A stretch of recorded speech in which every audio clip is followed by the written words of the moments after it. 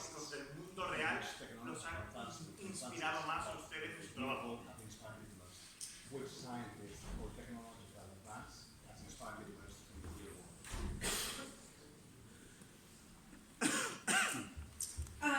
I spent a lot of time, especially with this latest novel, The Light Brigade, with quantum physics, which I find awesome and spooky and creepy and great because it's fantasy! And I love it! Yes!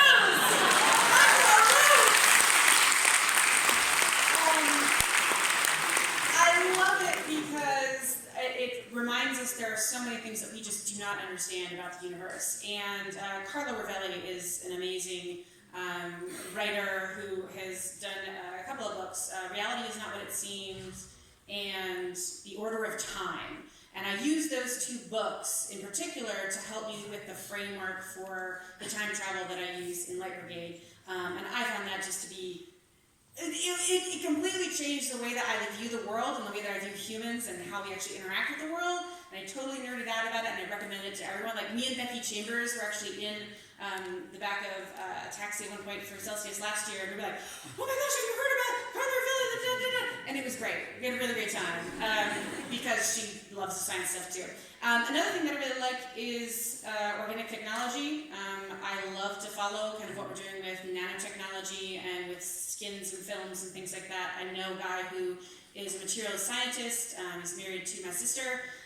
And I love to see him every year and be like, okay, what can you actually tell me that's not classified? Because he works at Los Alamos. And it's really cool to kind of understand where we're going with those sorts of technologies and how the world's changed with them. So.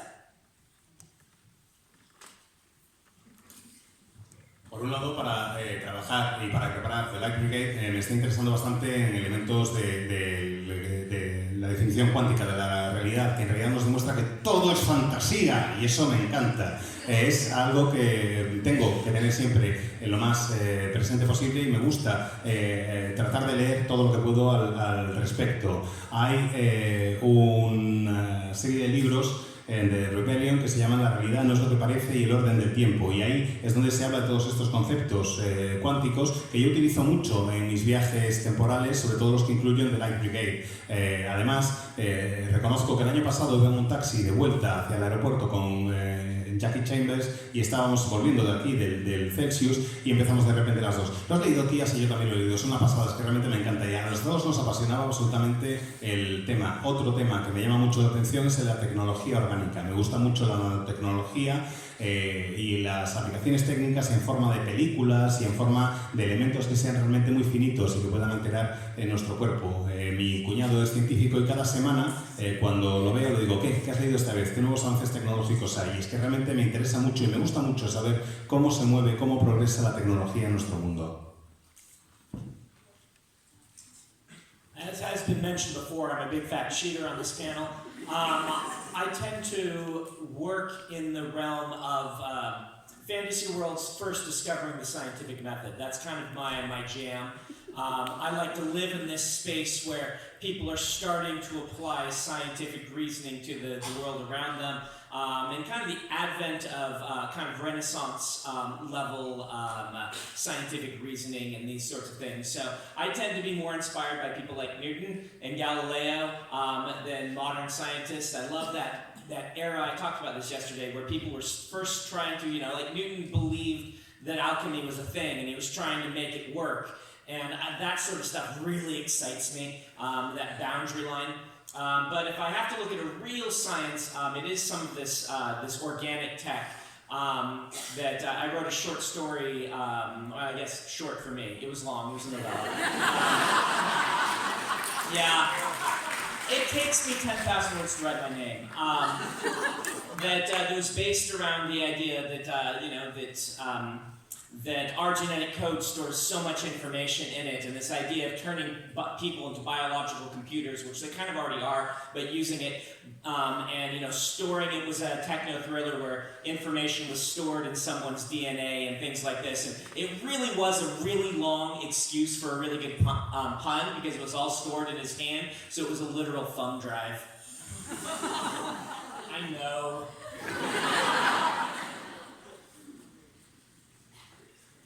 Bueno, como he dicho antes, soy un infiltrado, soy un auténtico tramposo de 3 pares de narices metido aquí en esta mesa, pero bueno, a mí lo que me gusta sobre todo es escribir acerca de mundos y reinos de fantasía donde se está descubriendo por primera vez el método científico, donde la gente está empezando a conocer lo que es el método científico. Es como vivir en el Renacimiento, en la primera llegada de la era de la Ilustración o de la época de la razón. Me encantan científicos, como decía ayer, como Newton o Galileo, y ayer mismo comentaba también que precisamente Galileo trataba de utilizar el método científico para comprobar si la alquimia funcionaba de verdad o no, pero tened en cuenta que es que, claro, ellos no conocían todavía más que los rudimentos del método científico. En cuanto a avances tecnológicos de hoy en día, avances científicos de hoy en día que me emocionen, pues la tecnología orgánica, diría. Escribí un relato corto. Bueno, relato corto para ser yo. En realidad era una novela corta de un montón de palabras, pero ¿qué queréis? Si necesito 10.000 palabras para escribir mi nombre.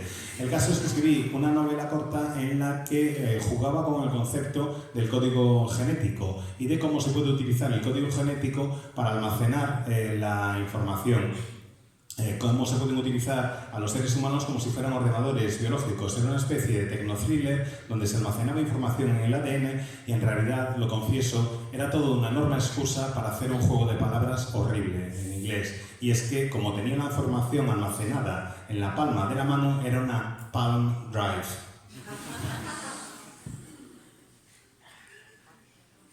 Yeah, every so often I sit and I think a lot. Writers sit and they think a lot. Or they pretend to think, and every so often something comes along this which you go, there's an idea, I haven't had before. And I was reading recently about computers made out of forests, that trees connect up. The mycorrhizal fungal network that connects the roots of trees together may in fact make forests into giant, in effect, neural networks that switch on and off like the neurons in your brain.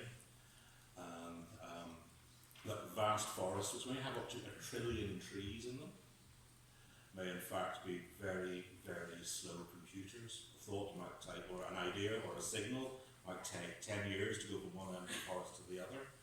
And I sort of love, it's like that old Ursula Le Guin story, you know, a vegetable love shall grow faster than empires and more slow.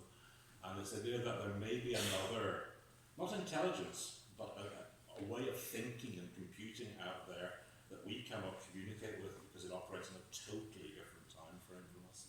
So that was a little moment recently.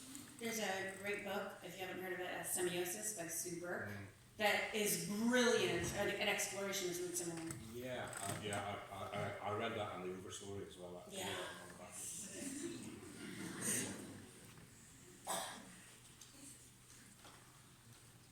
A mí lo que me da muchas veces es por sentarme y ponerme a reflexionar, que eso es algo que hacemos mucho los escritores, tratar de ponernos a pensar a ver si se nos ocurre alguna idea, algo que no se nos hubiera ocurrido nunca antes. Y últimamente me ha dado por pensar en ordenadores biológicos, en que los bosques puedan ser en realidad una especie de ordenador biológico, que la red de hongos que conecta los distintos árboles sea como una red neuronal y que al igual que las neuronas de nuestro cerebro, esa red se encienda y se apague. Pensad que hay bosques que tienen 1,5 porrón de millones de árboles y podrían ser como una especie de ordenador muy lento, como si la señal que se emite desde un rincón del bosque pudiera llegar al otro, pero para ello necesitara unos 10 años. Eso me hizo pensar también en una cita de Ursula K. Le Guin, y me hizo concebir que quizás no hablemos de una inteligencia distinta, pero sí de una forma distinta de pensar, de una forma distinta de computar, con la que no podemos comunicarnos porque tenemos plazos y velocidades realmente muy distintas. Y dice Cameron, yo no sé si has leído una obra que se llama Semiosis de Silverberg, que es realmente una pasada. Y dice Ian, sí, la he leído y realmente mola mucho.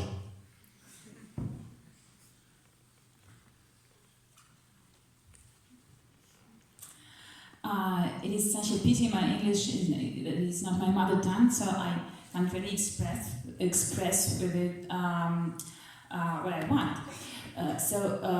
I think I'm very inspired by transhumanism and gene engineering, And I really, I think I maybe was inspired by it till I was a child. And the first character that seemed, I even tried to make a scheme of how it functions. Like there is a character in Russian fables. Its name is Kolobok. It is actually a very round piece of bread. And in a fable, it is able to move, and it has some adventures. It can talk, and I was very curious how it functions with his eyes when he is rolling. The dust probably gets into his eyes, so it is probably a blind piece of bread. And the same thing with his ears. So I was trying to make different pictures. And talking to my dad, actually my dad is a scientist, do you know how the Kolobok actually function? But that stayed a mystery, and it was a disaster when in the final scene he actually dies, because I was sure such a creature should be immortal, because he's round, he's blind, he can't hear anything, still he moves and talks. We are talking seriously, then I really think that gene engineering is a golden mine for writers. It's a golden mine for all of us, for our future. But I have some short stories in which I used some gene engineering, and the readers believed me. Like in one short story, I invented the so-called Icarus gland, the organ which doesn't exist really, but I claimed it exists, and that men should get rid of it because it makes them too aggressive, and that's why we have wars and conflicts and everything, and that's why men cheat on their women. And if you just take this Icarus gland away from men, everything would be okay. And I got some letters from women readers, they asked me to recommend a clinic.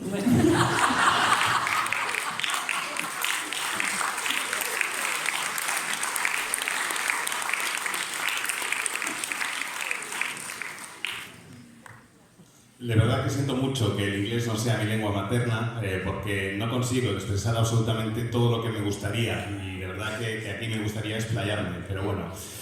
Hay dos cuestiones que me interesan bastante desde el punto de vista científico, que son la ingeniería la ingeniería genética y el transhumanismo. Es algo, lo del cómo afecta la forma de los seres vivos a su devenir, es algo que me interesa desde siempre. Había, cuando yo era niña, un personaje que era una especie de bollito redondo que se llamaba Calabó, que era redondo, que se llamaba Calabó, que era como una especie de bollo de pan o algo así, que se podía mover. Y a mí lo de que se pudiera mover y pudiera hablar me suscitaba un montón de curiosidad, porque pensaba, vamos a ver, si se mueve, se tendrá que mover rodando. Si se mueve rodando va a levantar polvo. Si tiene polvo, si se levanta polvo y no tiene manos, se va a meter en los ojos y se va a quedar ciego el pobre. Y lo mismo me va a pasar con los oídos. Y le daba muchas vueltas yo todo ese tipo de cosas. E incluso llegué a acercarme a mi padre, que era científico, y decirle, papá, de verdad, ¿cómo funciona lo del Calabó?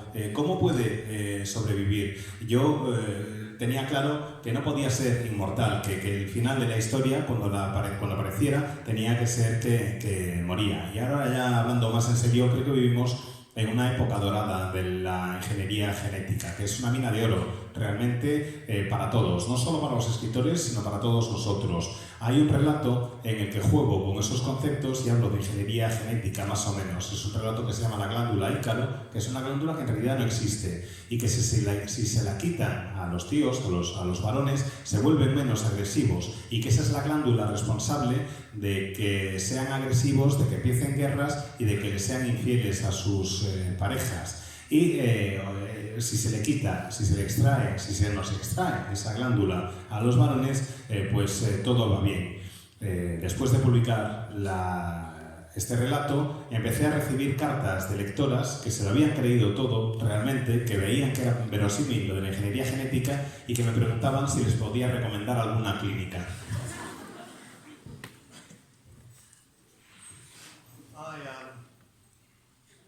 I feel I probably should talk about artificial intelligence or space travel, extrasolar colonies, all that, which are very relevant, very exciting sort of modern prospects. But the areas of science that actually excite me the most are probably not terribly practically useful.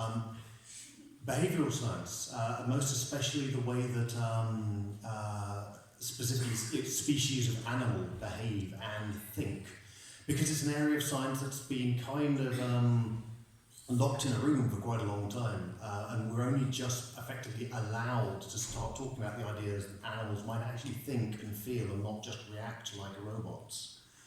And also evolution. Evolution is not a terribly practical discipline. You can learn a lot from how, especially as we're entering a period of extinction at the moment, but the idea of saving the world with evolution is probably not going to happen. But there is something very profoundly numinous about the concept of that deep time, that all those previous eras where things lived and died and perhaps looked at the world and thought that we were not there to see and we can never know. And that touches me on a very on a profound level. And I'm very much into the idea of speculative evolution. I mean, as people can see who've read Children of Time, even though I'm giving it a helping hand, I'm trying to present a realistic, non-human evolution, and the idea that there is no destiny in evolution, and the fact that we are here now was by no means inevitable, and it could have been something else, is fascinating to me, and what that might be and what it might have looked like, and what other masters the Earth might have had under other circumstances. I mean, weirdly, I do have a book currently sitting with Pam Macmillan in London where I have an alternative timeline where cats get thumbs, and yeah, we don't do well in that timeline. So.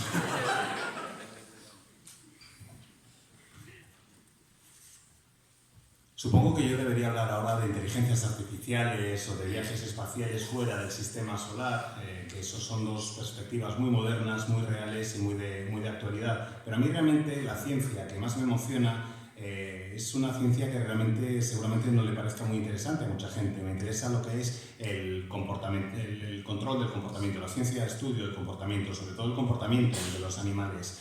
Últimamente se está llegando a la conclusión de que los animales son capaces de pensar en cierta forma y que pueden sentir compasión y algunos sentimientos. Y a mí esa idea me interesa mucho, me interesa ver más cuál puede ser el desarrollo y la evolución de los animales que ver qué es lo que puede ocurrir con los robots. Y también me gusta mucho la evolución como teoría y como ciencia. Creo que es muy interesante usar la evolución para ir aprendiendo, sobre todo en una época como la que estamos viviendo, que es una época de extinción de un montón de seres vivos.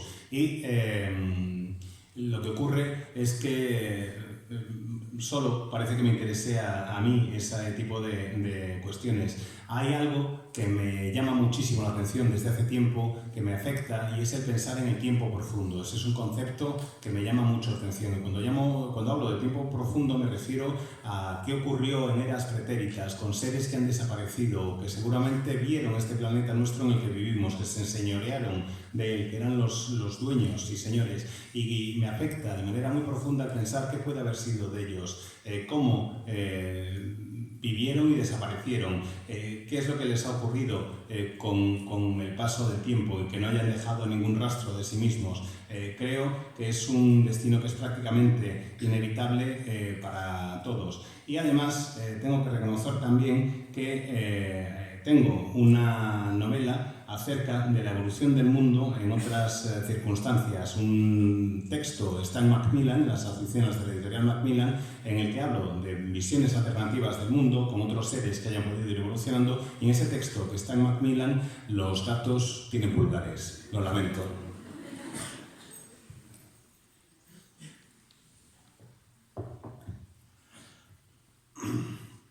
So the speed of light is not only the law, it's a good idea. That if you actually had spaceships that went an appreciable percentage of the speed of light the first time they hit any detritus out there in space, it would be like a bomb going off, destroying your ships. And of course, the energy that you would need to get up to any appreciable speed of light is immense. So one of the fields of science that I'm actually the most interested in as a person who writes science fiction is the highly theoretical ideas of things like multiverses and warp bubbles, which aren't actually warp drives at all, but the ability to detach time-space from other time-space, and then once you've done that, apparently it's a free-for-all and you can just go wherever you want, because who's gonna stop you? The cats? Screw them. But it's interesting for me because since I do actually believe that the speed of light is a hard limit. If you do want galaxy-spanning civilizations and the ability to go from one place to another in any human time scale, you do have to find ways around it. So if you look at my science fiction, every engine that functions like warp speed, it basically works on very abstruse, highly theoretical physics that has basically been done by astrophysicists who got insanely high one day. And we're like, okay, but what? If there were like multiverses now. And that's how I do my science fiction.